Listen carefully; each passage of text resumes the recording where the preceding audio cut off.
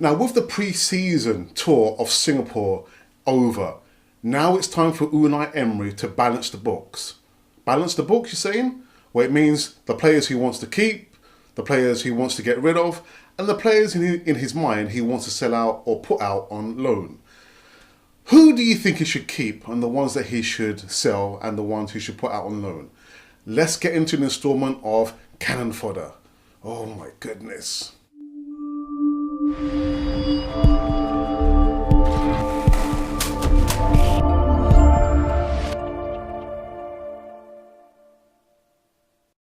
Hi, and welcome again to another instalment of Cannon Fodder, the channel that gives you transfer news involving Arsenal players coming in and out of AFC.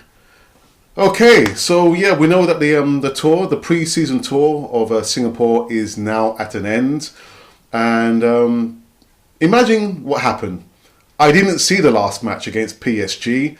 I had to hear the result secondhand because I was doing a barbecue. Yes, I made that small sacrifice and had a barbecue and I missed the match.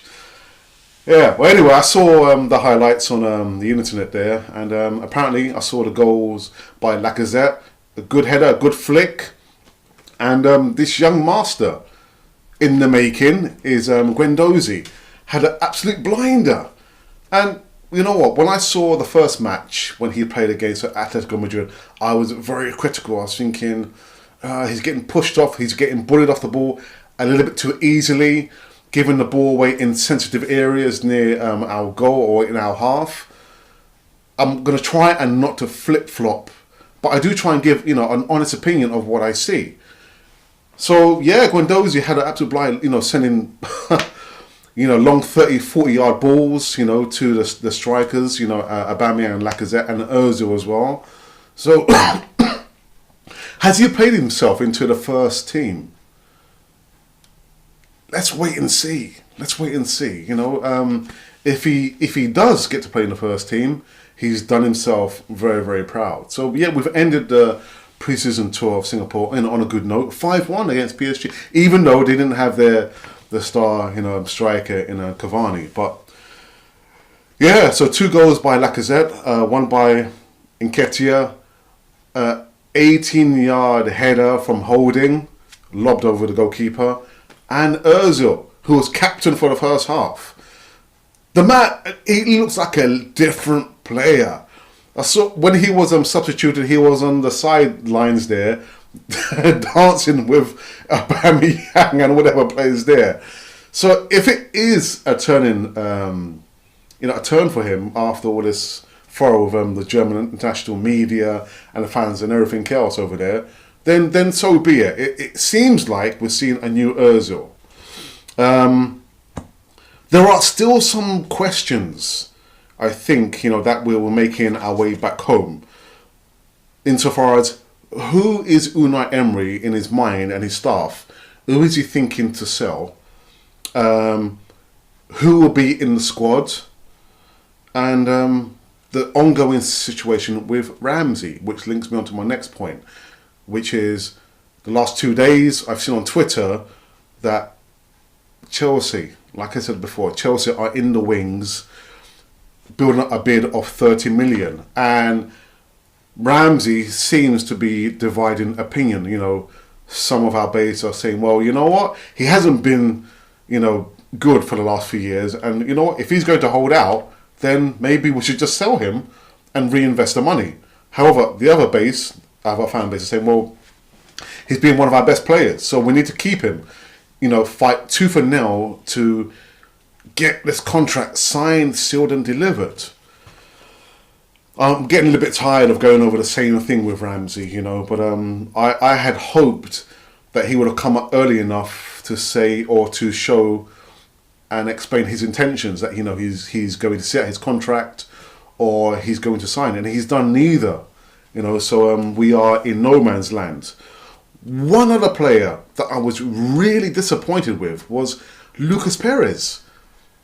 We saw him, in the training sessions, literally putting his heart and soul, running up and down, even though, I don't know what he did with the shorts there, just hooking the shorts up there.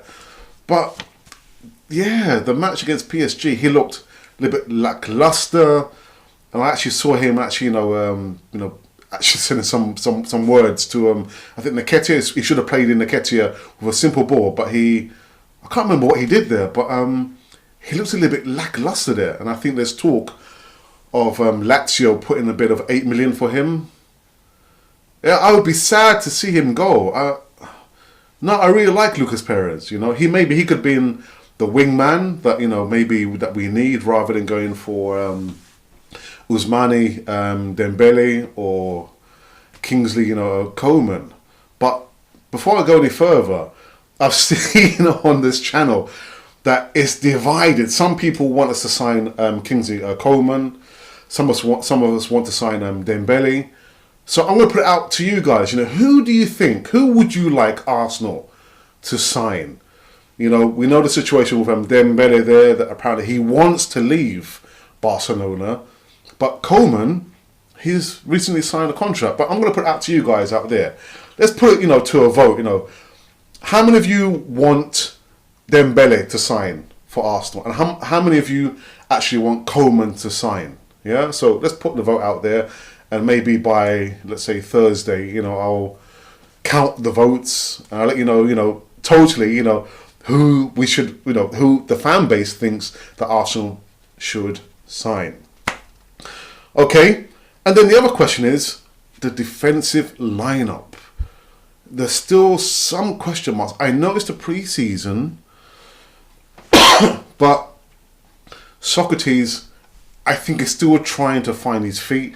Maybe he doesn't have too much trust in his defensive partner, because I know he was Mavropanos in the first match and then Mustafi in the second match. But yeah, I still think we're still lacking,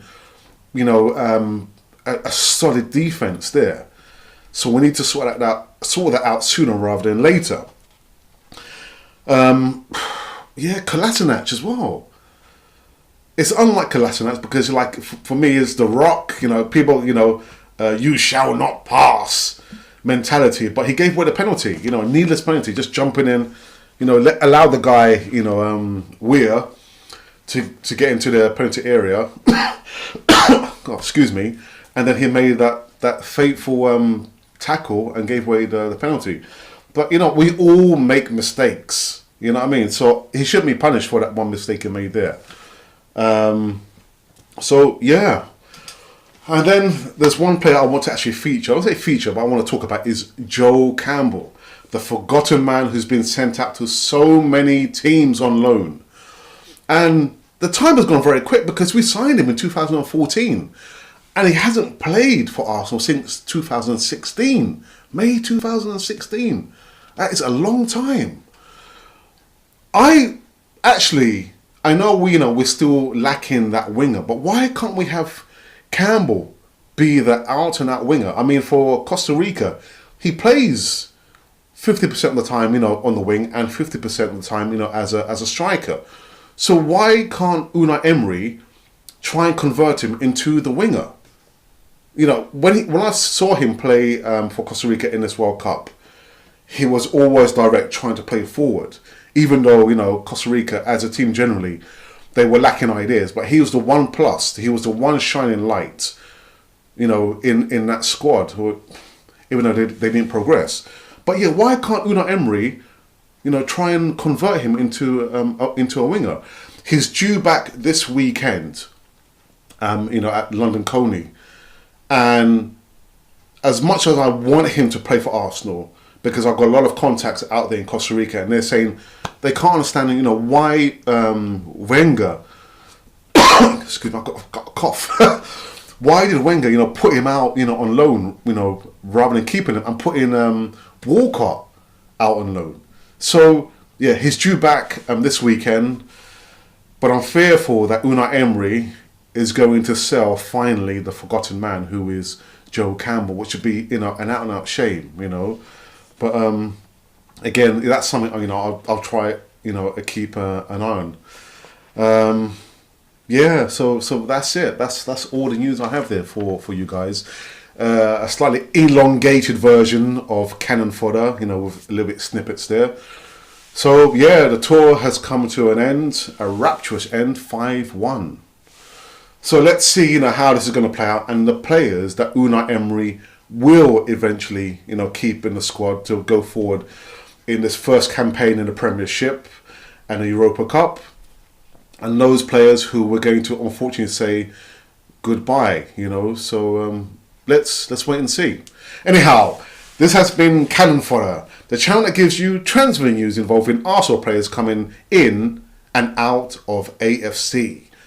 Breaking news.